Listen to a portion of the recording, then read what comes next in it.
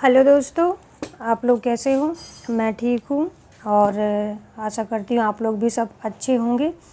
तो पिछले वीडियो में हमने 60 से 62 बीपीएससी तक देखा था। इस वीडियो में हम 56 से 59 बीपीएससी तक देखेंगे, क्योंकि पहले एग्ज़ाम ऐसे ही होते थे। तो इसमें हम 69 बीपीएससी के लिए प्रिपेयर कर रहे हैं। जो भी हिस्ट्री के एंशिएंट, मिडल और मॉडर्न के जितने भी अभी तक क्वेश्चन आए हैं उनका डिस्कशन हम लोग कर रहे थे। तो इस वाले में हम शुरू करते हैं। वीडियो 31 से शुरू है। इसमें से पूछा गया है कि निम्नलिखित में से कौन हड़प्पा और मोहनजोदड़ो के उत्खनन से संबंधित नहीं है। तो इसका आंसर हो जाएगा option D, B N Smith जो हैं वो हड़प्पा के उत्खनन से संबंधित नहीं है। बाकी आर डी बनर्जी, के एन दीक्षित, एम एस वत्स, ये सभी हड़प्पा सभ्यता के उत्खनन से संबंधित हैं। जैसे कि आप जानते हैं 1921 में दयाराम साहनी ने सबसे पहले इसका सर्वेक्षण किया था और खोज 1922 में राखालदास बनर्जी ने की थी। अगला क्वेश्चन देखते हैं। क्वेश्चन नंबर 32 है, गौतम बुद्ध अपना प्रथम उपदेश कहाँ दिए थे? तो इन्होंने अपना उपदेश सारनाथ में दिया था, पहला उपदेश। अगला क्वेश्चन देखते हैं। क्वेश्चन नंबर 33 है, प्राचीन भारत का नेपोलियन किसे कहा जाता है? तो मुझे लगता है ये सभी लोग जानते होंगे कि समुद्रगुप्त को प्राचीन भारत का नेपोलियन कहा जाता है। किसने कहा था? तो विंसेंट स्मिथ ने इनकी चर्चा अपनी किताब जो उनकी थी अर्ली हिस्ट्री ऑफ इंडिया में की है। और समुद्रगुप्त की वीरता और विजयों के बारे में उन्होंने देखा और इतने मुग्ध हो गए कि उन्होंने इनको एंशिएंट या प्राचीन भारत का नेपोलियन तक कह दिया। अगला क्वेश्चन देखते हैं। क्वेश्चन नंबर है 34, हर्षवर्धन के शासनकाल में किस चीनी यात्री ने भारत में यात्रा की थी? तो ये भी बहुत फेमस क्वेश्चन है, तो इसका आंसर हो जाएगा ऑप्शन बी, हेन सोंग ने हर्षवर्धन के काल में भारत की यात्रा की थी। तो हेन सोंग चीनी यात्री थे जो बौद्ध धर्म से बहुत प्रभावित थे और बौद्ध धर्म से रिलेटेड जितने भी प्लेसेस थे इन्होंने उसको विजिट किया था और अपनी यात्रा वृत्तांत CU की, उसमें सब कुछ लिखा हुआ और वर्णन किया था। अगला क्वेश्चन देखते हैं। क्वेश्चन नंबर 35, ढाई दिन का झोपड़ा क्या है? पूछा जा रहा है ढाई दिन का झोपड़ा क्या है? तो ये एक मस्जिद है। किसने बनवाई थी? कुतुबुद्दीन ऐबक ने। और कुतुबुद्दीन ऐबक के बारे में और कुछ पॉइंट्स हैं जो हम जान लेते हैं। ये बहुत ज़्यादा दानशील और उदार व्यक्ति थे, इसलिए इनको लाख बख्श के नाम से भी जाना जाता था, क्योंकि ये लाखों का दान देते थे। और दिल्ली में इन्होंने कुब्बत उल इस्लाम मस्जिद का निर्माण करवाया और अजमेर में ढाई दिन का झोपड़ा, और इन्होंने साथ ही कुतुब मीनार का निर्माण भी प्रारंभ किया था, जिसे बाद में इल्तुतमिश ने पूरा करवाया था। हालांकि ये पूरा नहीं करवा पाए थे। अगला क्वेश्चन देखते हैं। क्वेश्चन नंबर 36 है, तुर्क ए बाबरी मतलब तुजुक ए बाबरी किस भाषा में लिखा गया है? तो ये तुर्की भाषा में लिखा गया है। तुजुक ए बाबरी क्या है? बाबर की आत्मकथा है, जिसे बाबरनामा भी कहते हैं। और मुग़ल दरबार में फारसी भाषा फेमस थी, जबकि इन्होंने ये तुर्की भाषा में लिखी है। अगला क्वेश्चन देखते हैं। क्वेश्चन नंबर 37 है, हल्दी घाटी के युद्ध में महाराणा प्रताप की सेना के सेनापति कौन थे? तो महाराणा के सेनापति थे हकीम खान। हकीम खान 1576 में जो हल्दी घाटी का युद्ध हुआ था, राणा प्रताप की ओर से सेनापति थे। अगर मुग़ल सेना के सेनापति की बात की जाए तो मान सिंह थे। तो राणा प्रताप की सेना में राजपूत, मुस्लिम, भील, इतने सभी टाइप के लोग शामिल थे। अगला क्वेश्चन देखते हैं। क्वेश्चन नंबर 38 है, शिवाजी की राजधानी कहाँ थी? तो शिवाजी की राजधानी रायगढ़ में थी। अगला क्वेश्चन, किस साल रेगुलेटिंग एक्ट पारित किया गया था? तो ये वाला क्वेश्चन आपको पता ही होगा, 1773 में रेगुलेटिंग एक्ट पारित किया गया था। 1857 में भारत का गवर्नर जनरल कौन था? तो 1857 में भारत के गवर्नर जनरल लॉर्ड कैनिंग थे। कैनिंग अंतिम गवर्नर जनरल थे जो ब्रिटिश के द्वारा नियुक्त किए गए थे, कंपनी द्वारा। और ये पहले वायसराय थे जो सम्राट के अधीन नियुक्त किए गए थे, क्योंकि 1857 का विद्रोह हुआ था। उसके बाद बहुत सारे परिवर्तन हुए थे, उनमें से एक परिवर्तन ये भी था। अगला क्वेश्चन देखते हैं। क्वेश्चन नंबर है 46, नहीं 40 से देखेंगे, हाँ यहाँ से है।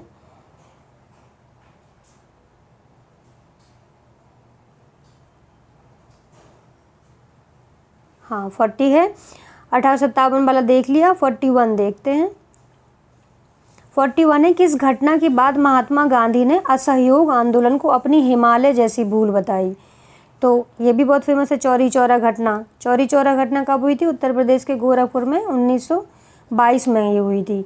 आंदोलनकारियों ने क्या किया कि बहुत मतलब कि उग्र हो गई और एक मतलब पुलिस चौकी में आग लगा दी, जिससे कि 22-23 पुलिसकर्मी जल के मर गए थे। तो गांधी जी ने इस हिंसात्मक स्वरूप को देखते हुए चौरी चौरा घटना को अपनी हिमालय जैसी भूल बताई। किसे? असहयोग आंदोलन को। अगला क्वेश्चन देखते हैं। क्वेश्चन नंबर 42 है, बंग भंग आंदोलन के बाद कौन सा आंदोलन शुरू हुआ? तो जब बंगाल विभाजन हुआ था, बंगाल विभाजन के बाद स्वदेशी आंदोलन 1905 में शुरू किया गया था, बंगाल विभाजन के विरोध में। अगला क्वेश्चन देखते हैं 43, इंडियन नेशनल कांग्रेस की प्रथम भारतीय महिला अध्यक्ष कौन थी? इंडियन नेशनल कांग्रेस की वैसे प्रथम महिला पूछा जाएगा तो श्रीमती एनी बेसेंट थी, और प्रथम भारतीय महिला पूछा जाएगा तो सरोजनी नायडू थी। इन्होंने 1925 के कलकत्ता अधिवेशन जो हुआ था, कलकत्ता अधिवेशन उसकी अध्यक्षता की थी। अगला क्वेश्चन देखते हैं 44, मैडम कामा ने 1907 में प्रथम तिरंगा ध्वज कहाँ फहराया? तो ये क्वेश्चन हमने कल भी डिस्कस किया था कि मैडम भीकाजी कामा को स्टुअर्ट में प्रथम स्वतंत्रता का ध्वज फहराया था, जो जर्मनी में है। अगला क्वेश्चन देखते हैं 45, नालंदा विश्वविद्यालय के संस्थापक कौन थे? 45 का आंसर है क्वेश्चन नंबर बी, कुमारगुप्त जो है नालंदा विश्वविद्यालय के संस्थापक थे, और इन्होंने महेंद्रादित्य की उपाधि भी धारण की थी। अगला क्वेश्चन देखते हैं 46, बिहार के कौन से स्थान में गांधी जी ने अपना प्रथम सत्याग्रह किया था? तो हर जितने बार भी अभी हमने क्वेश्चन डिस्कशन किए हैं, हर बार ये क्वेश्चन कहीं ना कहीं आया है। तो अब चंपारण सत्याग्रह के बारे में सारे पॉइंट कवर कर लीजिएगा, क्योंकि हर बार ये पूछा जा रहा है बीपीएससी के द्वारा। अगला क्वेश्चन देखते हैं, इंडिका का लेखक कौन है? तो ये मेगास्थनीज है जो इंडिका के लेखक हैं। और इंडिका में क्या है कि पाटलिपुत्र के नगर प्रशासन का वर्णन मिलता है। इन्होंने वर्णन किया है कि उनका नगर प्रशासन 6 समितियों के द्वारा चलाया जाता था, और प्रत्येक समिति में 5 सदस्य होते थे, जिनके द्वारा पूरा नगर प्रशासन चलाया जाता था। अगला क्वेश्चन देखते हैं। क्वेश्चन नंबर 48 है, पटना में किस सिख गुरु का जन्म हुआ था? 48 का आंसर हो जाएगा ऑप्शन डी, गुरु गोविंद सिंह का जन्म पटना में हुआ था। सिखों के 10वें गुरु थे। इनका जन्म कब हुआ था? 1666 ईस्वी में हुआ था। अगला क्वेश्चन देखते हैं 49, 1922 में गया कि इंडियन नेशनल कांग्रेस के अधिवेशन की अध्यक्षता किसने की थी? तो इन्होंने चित्तरंजन दास जो थे, इन्होंने की थी गया अधिवेशन 1922 की अध्यक्षता। 50 देखते हैं, जयप्रकाश नारायण किस नाम से पहचाने जाते हैं? तो ये लोकमान्य तिलक के नाम से, लोकमान्य के नाम से पहचाने जाते हैं। इनको लोकनायक के नाम से पहचाना जाता है, क्योंकि 1942 में जो भारत छोड़ो आंदोलन हुआ था, उसके दौरान इन्होंने लोहिया और अरुणा आसफ अली के साथ जो गुप्त संगठन थे उनके साथ मिलकर कार्य किया था, और इनको जेल की सज़ा भी हुई थी। तो उसके बाद लोगों ने इनकी प्रसिद्धि या इनके कार्य को लेकर इनको लोकनायक कहकर पुकारना शुरू कर दिया। अगला क्वेश्चन देखते हैं 51, सबसे बड़ी तटीय रेखा किस देश की है? ये थोड़ा जियोग्राफी का क्वेश्चन है, इसको छोड़ देते हैं। अगला क्वेश्चन देखते हैं। क्वेश्चन नंबर है 101, 101 से शुरू है कि पागलपंथी की स्थापना किसने की थी? तो 101 का आंसर हो जाएगा ऑप्शन बी, करम शाह। करम शाह जो थे, इनका पागलपंथी जो आंदोलन था ये एक अर्ध धार्मिक आंदोलन था। ये उत्तरी बंगाल में किया गया था करम शाह के नेतृत्व में। क्यों किया गया था? क्योंकि जमींदारों के द्वारा मुजारों पर किए गए अत्याचार और उग्र विरोध, मतलब कर उगाही के कारण जो मतलब दमनपूर्वक नीतियाँ अपनाते थे, उनके विरोध में इन्होंने ये आंदोलन चलाया था। अगला क्वेश्चन देखते हैं 102, फराजी कौन थे?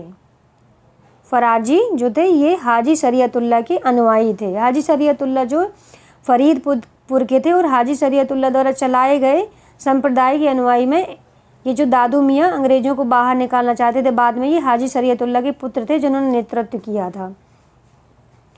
अगला क्वेश्चन देखते हैं, क्वेश्चन नंबर 103। रमौसी विद्रोह सही रूप में किस भौगोलिक इलाके में हुआ था? तो ये वेस्टर्न घाट में हुआ था रमौसी विद्रोह। कब हुआ था? 1922 में हुआ था। चित्तूर सिंह के नेतृत्व में ये विद्रोह किया गया था। अगला क्वेश्चन देखते हैं 104। बघेरा विद्रोह कहाँ हुआ? तो बघेरा विद्रोह गुजरात के बड़ौदा में हुआ था। कब? 1818 में ये विद्रोह किया गया था। किसके खिलाफ किया गया था? अंग्रेजी सरकार के विरुद्ध गायकवाड़ों ने क्या किया कि बघेरों से अधिक कर वसूला और उन पे बहुत सारे अत्याचार करने चालू कर दिए, तो उसके विरोध में इन्होंने ये बघेरा विद्रोह किया था। अगला क्वेश्चन देखते हैं 106। 20वीं सदी के आरंभिक वर्षों में कांग्रेस में विभाजन की प्रक्रिया कब शुरू हुई? तो 106 का हो जाएगा ऑप्शन ए, कांग्रेस के आंदोलन की रणनीतियों पर। नरमपंथियों का अपने रणनीतिक उद्देश्य जो उनके थे, ढुलमुल रवैया था, उसकी आम जनता से उनकी मतलब भागीदारी नहीं हो पाई थी। साथ ही उनमें इतने असमर्थ थे कि उनमें जन जागरूकता भी नहीं ला पा रहे थे, तो उसके विरोध में कांग्रेस की ये किया गया था। अगला क्वेश्चन देखते हैं 107। न्यू लैम्प्स फॉर ओल्ड लेख श्रृंखला 1893 से 1904 में सर्वहारा वर्ग के साथ संपर्क से बाहर होने के लिए कांग्रेस की आलोचना की गई थी। किसके द्वारा? तो इसका आंसर हो जाएगा 107 का आंसर हो जाएगा ऑप्शन ए, अरविंदो घोष के द्वारा कांग्रेस की आलोचना क्यों की गई थी? क्योंकि इनके ढुलमुल रवैया और मतलब ऐसे ही थे, ये लोग ज़्यादा कुछ कर ही नहीं रहे थे। अब क्वेश्चन नंबर देखते हैं 108। रिक्त स्थानों की पूर्ति करना है। नेहरू रिपोर्ट खाली जगह की अध्यक्षता में एक कमेटी द्वारा तैयार किया गया था और इसका विषय था, तो मोतीलाल नेहरू के द्वारा तैयार की गई थी और भारत में संवैधानिक व्यवस्थाएं इसका एक विषय था। अगला क्वेश्चन देखते हैं 109। Catherine Mayo, Aldous Huxley, Charles Andrews और विलियम डिग्बी के बीच आम रिश्ता क्या था? तो 109 का आंसर हो जाएगा ए, इन्होंने ब्रिटिश शासन के दौरान भारत की हालत पर टिप्पणियां लिखी थी, ये आम रिश्ता था। 110 का आंसर क्वेश्चन देखते हैं। निम्नलिखित पंक्तियों में किसने लिखा? सरफरोशी की तमन्ना अब हमारे दिल में है, देखना है जोर कितना बाजुए कातिल में है। बहुत फेमस पंक्तियां हैं जो कि राम प्रसाद बिस्मिल के द्वारा लिखी गई थी और ये कहाँ के थे? ये पटना से दूर हरदास ग्राम के रहने वाले थे। 1901 में इनका जन्म हुआ था। अगला क्वेश्चन देखते हैं, क्वेश्चन नंबर 111। किसने 1921 में पहली बार पूर्ण स्वतंत्रता की मांग को उठाया था? तो 111 का आंसर हो जाएगा ऑप्शन डी, मौलाना हसरत मोहानी। कब उठाया गया था? तो अहमदाबाद में इंडियन नेशनल कांग्रेस का जो अधिवेशन हो रहा था और ये हकीम अजमल खान ने अध्यक्षता की थी उसकी, और उसी में मौलाना हसरत मोहानी ने पहली बार पूर्ण स्वतंत्रता की मांग उठाई, जिसका गांधी जी ने विरोध किया, वो पक्ष में नहीं थे इसके। अगला क्वेश्चन देखते हैं, क्वेश्चन नंबर 112। भारत की कम्युनिस्ट पार्टी और राष्ट्रीय स्वयंसेवक संघ की स्थापना के क्रमशः सबसे करीबी वर्ष को बताइए। तो इसका आंसर हो जाएगा ऑप्शन बी, 1925। अगला क्वेश्चन देखते हैं, क्वेश्चन नंबर 113।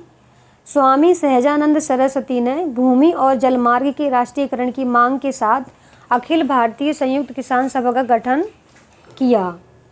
तो कब किया? ऑप्शन नंबर 1, उनकी मृत्यु से ठीक पहले। तो 1936 में अखिल भारतीय किसान सभा का गठन हुआ था और 1949 में उनकी मृत्यु से ठीक पहले ऑल इंडिया यूनाइटेड किसान सभा का गठन किया गया। इनकी मांग थी कि भूमि, जलमार्ग, ऊर्जा, संपत्ति आदि का राष्ट्रीयकरण किया जाए। अगला क्वेश्चन देखते हैं, क्वेश्चन नंबर है 114। रिक्त स्थान की पूर्ति करना है। इसमें है कि बंगाल और बिहार में भूमि पर किराएदारों के अधिकारों को बंगाल किराएदारी अधिनियम द्वारा किया गया था। कब किया गया था? तो इसका आंसर हो जाएगा 1885 में। कब? ये जो 1893 में कॉर्नवालिस के द्वारा स्थायी बंदोबस्त लाया गया था, उसके लागू होने के बाद बंगाल सरकार ने बंगाल बिहार में किराएदारी अधिनियम 1885 में लाया था। क्वेश्चन नंबर 115 देखते हैं। निम्नलिखित में से कौन सा गोलमेज सम्मेलन 1932 में हुआ था? 1932 में तीसरा गोलमेज सम्मेलन हुआ था। पहला गोलमेज सम्मेलन कब हुआ था? तो ये 12 नवंबर 1930 में हुआ था, जिसने बहुत सभी दलों ने भाग लिया, लेकिन कांग्रेस ने इसका बहिष्कार किया था। कांग्रेस ने भागीदारी नहीं ली थी। जो द्वितीय गोलमेज सम्मेलन हुआ था 7 सितंबर 1931 को, इसमें कांग्रेस ने भाग लिया था, जिस कांग्रेस की तरफ से महात्मा गांधी भाग लेने के लिए गए थे। तीसरा गोलमेज सम्मेलन जो है 17 नवंबर 1932 में हुआ और इसका भी कांग्रेस ने बहिष्कार किया था। अगला क्वेश्चन देखते हैं, क्वेश्चन नंबर 116। 1920 और 22 के असहयोग आंदोलन के दौरान बिहार में प्रचलित मान्यताओं में से एक यह थी कि उनकी जीत होगी, क्योंकि गांधी क्या थे? क्योंकि गांधी जी एक निपुण राजनीतिज्ञ थे, इसीलिए उनको इतना भरोसा था कि जीत होगी। 90% जनता गांधी जी के बहुत करीब थी और गांधी जी के बारे में वो जानती थी और उनको करोड़ों लोग उनकी जो है फॉलो करते थे और जागृति पैदा हो गई थी, इसलिए वो इतने आत्मविश्वास से कहते थे। क्वेश्चन नंबर 117 इनमें से कौन बिहार का या के किसान नेता था या थे? तो 117 का आंसर हो जाएगा ऑप्शन नंबर डी, केवल दो में क्या है? स्वामी सहजानंद। अभी ऊपर हमने डिस्कस किया है कि 1936 में अखिल भारतीय किसान सभा का उन्होंने गठन किया था। अगला क्वेश्चन देखते हैं, क्वेश्चन नंबर 118 है, किस क्षेत्र में राहुल सांकृत्यायन 1920 के असहयोग आंदोलन में सक्रिय थे? तो 118 का आंसर हो जाएगा ऑप्शन ए, छपरा में ये सक्रिय थे। 1921 में इन्होंने असहयोग आंदोलन में भाग लिया था, बाद में इनको जेल भी हुई। 1922 में इन्होंने छपरा DCC के अध्यक्ष के रूप में चुना गया था। अगला क्वेश्चन देखते हैं, क्वेश्चन नंबर 119।